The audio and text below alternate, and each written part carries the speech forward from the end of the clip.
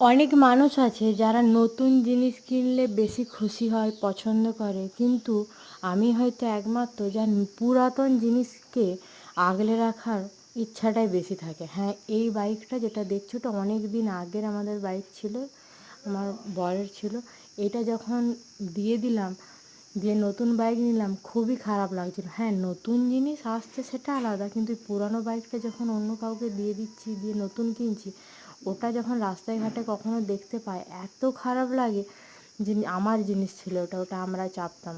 আর ওটাই আমার বরের প্রথম বাইক ছিল, তার আগে একটা ছিল, আর এটাতেই বেশি চেপেছি আমি। আর নতুন বাইকটা কিনে এখানে পুজো দিতে নিয়ে এসেছিলাম আমাদের মায়ের মন্দিরে। এখানে আমরা সমস্ত কিছু পুজোর দরকার হলেই আসি, নতুন জিনিস কিনলে তো আসি মায়ের কাছে প্রথম পুজো দেওয়ার জন্য।